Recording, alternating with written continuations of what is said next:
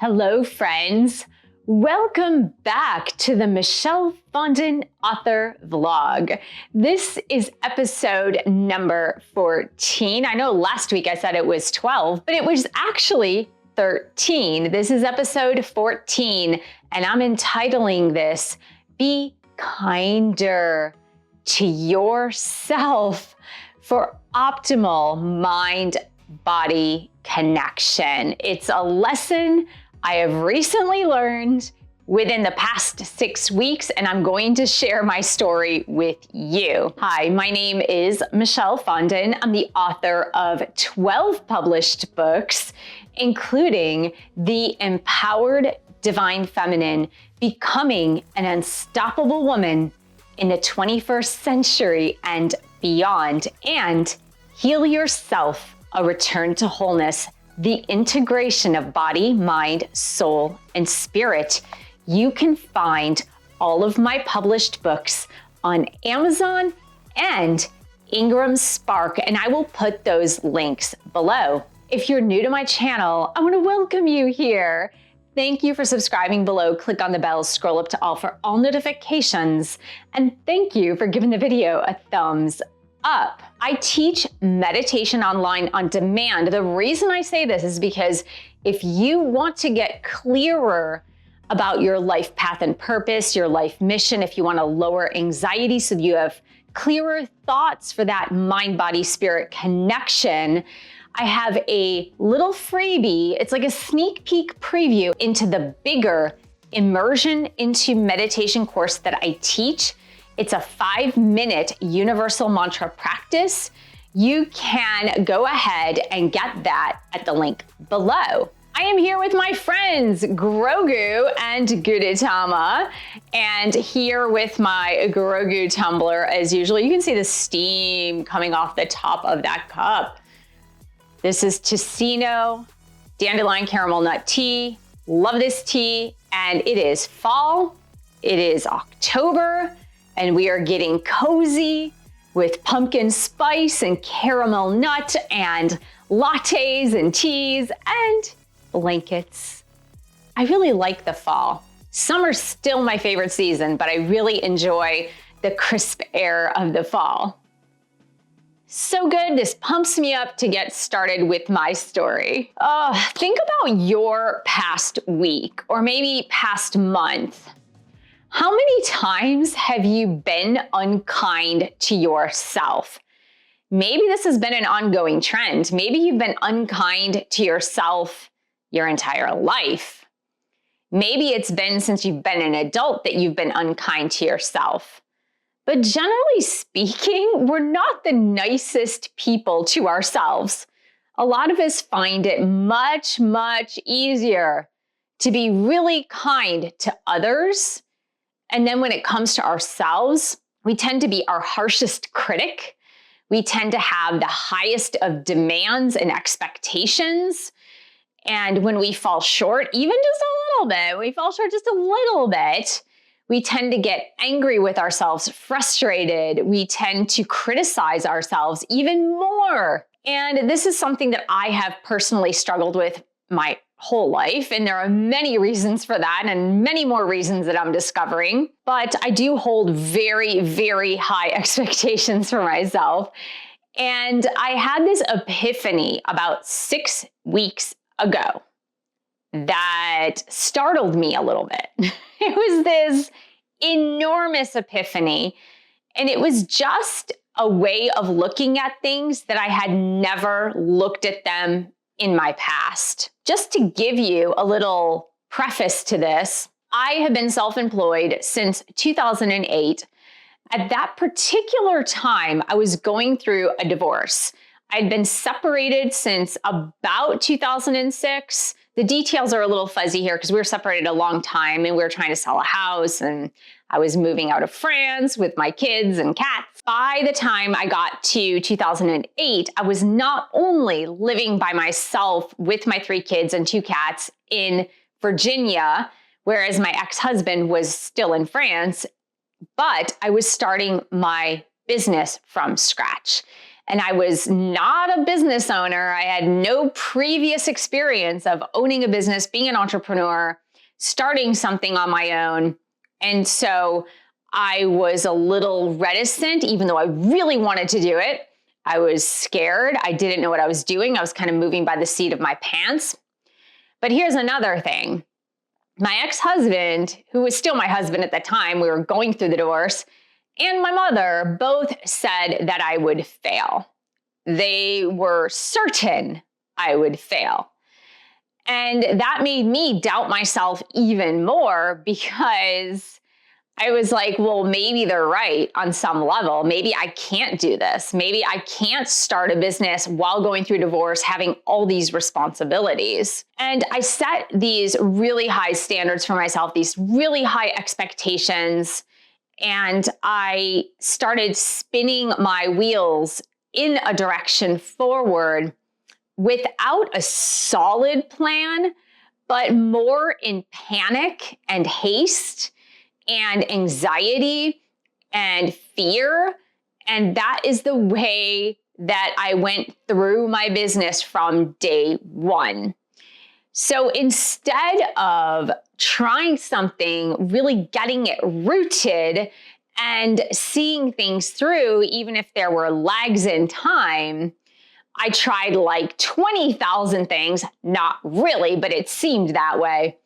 I tried 20,000 things and did them all kind of half-ass and tried to see what would stick. But as a result, because I was doing so many various things, I was working pretty much 24/7.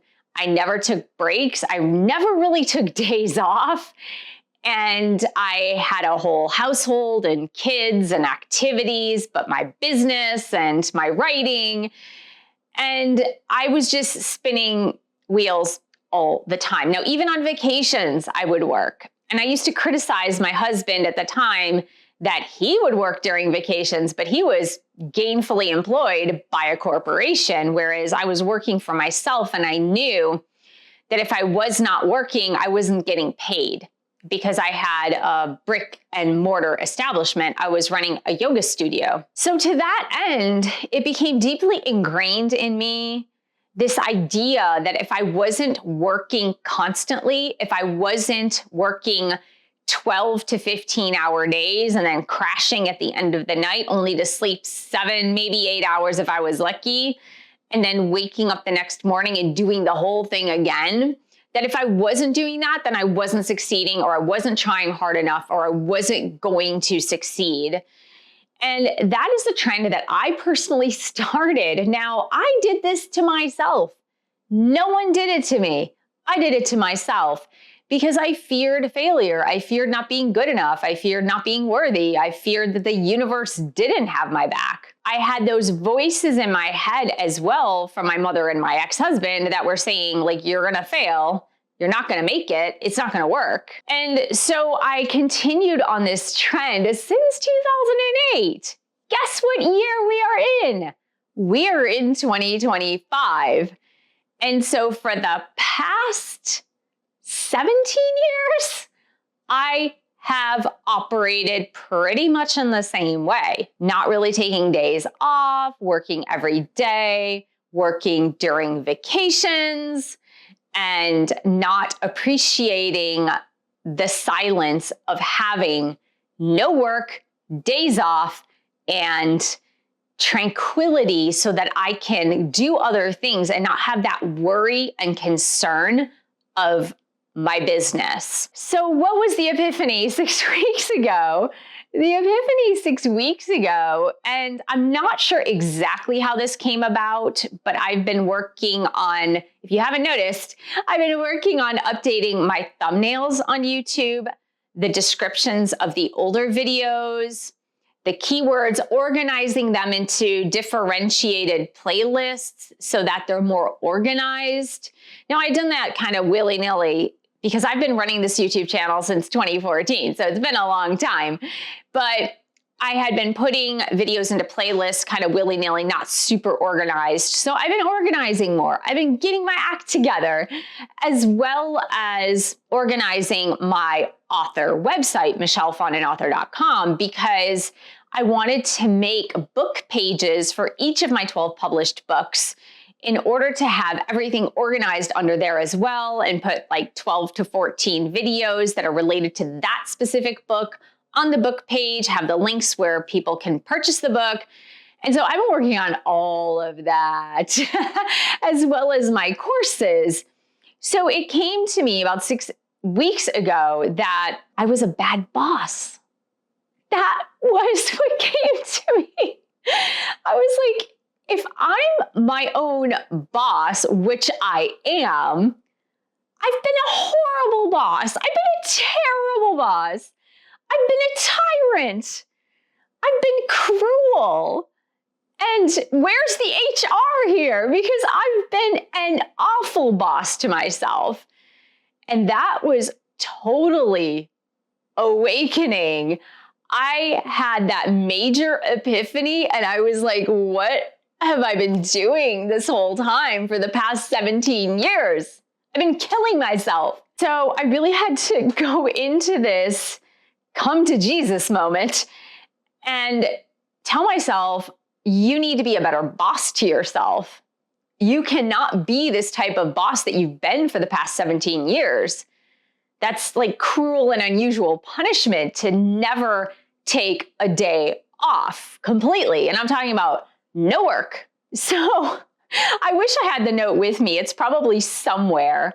When I had that epiphany, I made the decision that I needed to have one day off. Now, I squeaked it up to 2 days off shortly thereafter, like within 5 days. But I was approaching the weekend and I knew I had a lot of work to do. So I wrote a note to myself, take Sunday off. No emails, no texts, no YouTube, no this and that and the other thing, like nothing to do with work. I literally had to write myself a physical note. Do not look at your booking app. Do not look at YouTube. Do not look at your website. Do not look at anything. Just have fun. Just relax. Do what you want to do. And so 6 weeks ago, it was the end of August, I did that on that first day. And then I added Wednesdays. So Sunday and Wednesdays are my day off. And I have made it a point to be much, much, much kinder to myself by allowing myself to have those 2 days off, Sundays and Wednesdays, every single week, which means I do not even open an email that is pertaining to work. I don't look at anything pertaining to work. And I just do things that I care to do. Now, I love my work, so it isn't a question of not liking it or not having passion for it, because I really do like my work. But it's a question of having work-life balance. It's a question of being kinder to myself, that I can have more in my life than my work. I can have more trust in God, Spirit, the angels, the universe, even in my days off. So then I had to be even kinder to myself and be an even better boss.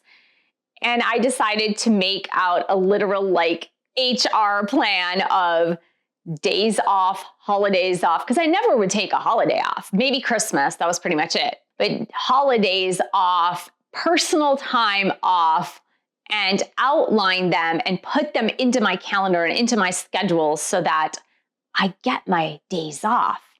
And then I had to go even further and look at my vacation days and say, which vacation days or how many vacation days am I going to get to myself? Now, you might not be self-employed. Maybe you are. Maybe you've encountered this same problem. Maybe you have not been kind to yourself, and maybe you've been a bad boss to yourself, like I've been a bad boss to myself. But I decided I'm going to be kinder to myself. I'm going to be gentler with myself. I'm going to treat myself the way I would treat a best friend. I'm going to treat myself the way I would treat one of my children. I would treat myself the way I would treat a person I love unconditionally. And the question comes to me is like, why did I not do that until now? Like, why? What is the reason I hadn't done it up until 6 weeks ago? Why wasn't I kind to myself? And there are so many loaded reasons for this. I already gave you a couple.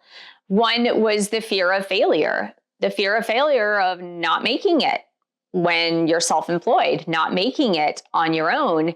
If you're going through divorce or divorced, that's what a lot of people say. It's really hard for single mothers to be able to make it on their own, to make ends meet and to pay the bills and to be able to flourish. And there is this old narrative, of course, of the mother having to sacrifice everything for her children.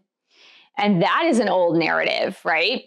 There is the narrative of the man making more money than the woman. And so then if you are a single mom or you get a divorce, that you are at a disadvantage. There is the old narrative that women who are self-employed have a much harder time than men who are self-employed. So do you understand there's so many narratives that go into this and these limiting beliefs? Now, I did a video on overcoming limiting beliefs last week, and I'll put that link right here. But really, if you think about it, all of the things I mentioned are really limiting beliefs, whether they were handed to me by other people, or they were handed to me by society, or they were handed to me by myself, meaning not having the faith and trust that I was capable or worthy of receiving everything that is good, and that the non-physical entities in my life, such as the angels, spirit guides, my higher spiritual self, that they would also help me along my journey. And so I had a really hard time trusting in this. I had a really hard time trusting that I was going to be okay. Now, in fact, you know, as well as I know, that when you're spinning your wheels a lot, when you're really trying to get so many things done and accomplish so many things and trying to make things work, that usually it backfires a lot. Sometimes it works a little bit, but a lot of times it really backfires on you. And really that comes from, again, that place of not feeling worthy, not feeling good enough, not feeling like you can succeed or accomplish your goals, your dreams, your hopes, etc. And so in this book, I just want to read to you a quote that I wrote. It's actually a pull quote from my book that I put in the book. And it's from The Empowered Divine Feminine. And I just opened the book and found this. And this is really relating to like how as females, as the feminine, right, being raised from a girl in a society, right? We're still kind of in the middle of exiting the patriarchy, but when I was young, we were still very much infused in the patriarchy. But here I mentioned the guilt and shame we've taken on as women have created a perpetual spiral of trying too hard, while the men in our lives try too little. Now, I pulled this quote because it was related to relationships with men. And so it's not to say that men don't try hard, right? I'm not stating that at all, but this is just that we as women have carried a lot of guilt and shame for being women, right? Just for being women. And a lot of women carry that guilt and shame because, for example, they decide to have children, but they also want to work. And so then they carry the guilt and shame of, I want to be a mom and raise kids, but I also want a career and I also want to work. And so there's that guilt and shame.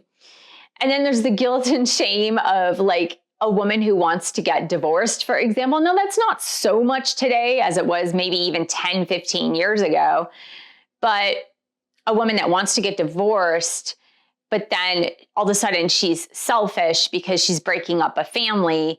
And it might be that she just wants to find something else in life, whether it is a career or it is a better relationship or it is personal freedom or finding herself once again.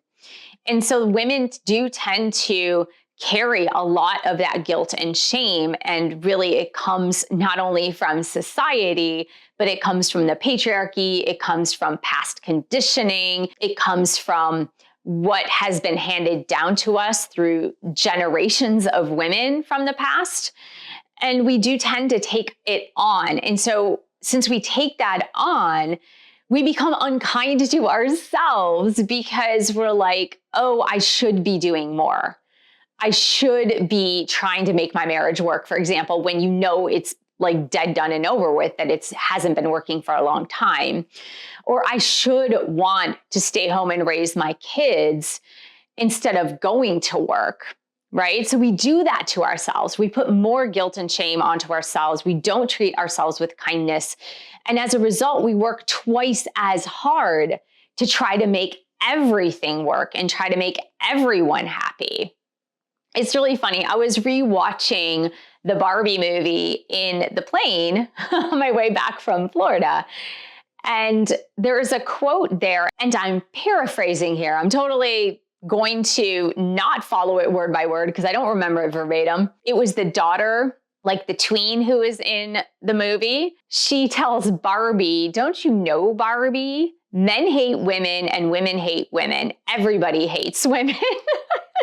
And of course, it's a little bit exaggerated, right? It's exaggerated, but I think to my point that we as women, right? And I'm not saying that this can't pertain to men about being kinder to yourself, because it most certainly can, but we as women tend to be harder on ourselves because of all the aforementioned reasons. Is that many have not accepted themselves because their mothers did not accept them. They expected them to do more, right?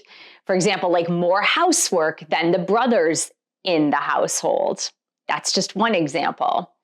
Or they expected them to marry well, whereas the boys had like more latitude to marry whoever they wanted to marry. And I know that sounds antiquated, but remember, we are just recently moving into an era where things are more open with things like relationships and marriages. I was raised in the 1970s and 80s. And if you think about it, the women's liberation movement, where in the 1960s, I think it was like 68, where women were finally reclaiming like their independence from men. That wasn't very long ago. It wasn't very long ago that all these limiting beliefs were passed down onto us, still by our mothers, if you're in my generation, which is Gen X. When you think about it, you being kind to you is the best gift that you can give to yourself. So I would love it if you could think about that this week. How can I be kinder to myself? Just be kinder to yourself. I'm not saying you have to love yourself unconditionally, because sometimes that's a huge jump. But how can you just be kinder to yourself? If you miss an appointment, if you're a little late to the daycare pickup, if you get sick and you can't go to work when there's a huge presentation, if you gain a few extra pounds because you overate over the weekend, could you just be kinder to yourself? And that's something that I've seriously been working on in earnest for the past 6 weeks, is just take it easier on myself, be kinder to myself, and be a better boss to myself. That's the biggest one for me, is just be a better boss. Stop being such a tyrant. Because I'll tell you, the way I was treating myself for the past 17 years was not very kind. And really, it wasn't until I had that epiphany that I even realized it. I was like, oh, I like to work. Work is pleasurable. But not having an optimal work-life balance where I can give myself time to just have pure leisure time and like time to do absolutely nothing. For me, doing nothing before was completely absurd. That was an absurd thought. Why would you sit and do nothing? But doing nothing is learned. You need to learn how to do it in order to receive more and have more enjoyment in life. So I hope this was helpful in just reminding you this week and for the weeks that follow to be much, much kinder to yourself and remind yourself of that each and every day, several times a day if this is hard for you. So I want to thank you so much for joining me here today. Thank you for subscribing to my channel below. Click on the bell, scroll up to all for all notifications, and thank you for giving the video a thumbs up. Thank you for sharing this video with others who really want to learn how to be more mindful in their wellness, how to have better connection between body, mind, and spirit. And thank you so much for your support of my YouTube channel. You can purchase one of my 12 published books. You can go to my website, michellefondinauthor.com, and look at all of the resources that I have there for you. And I will see you in the next video.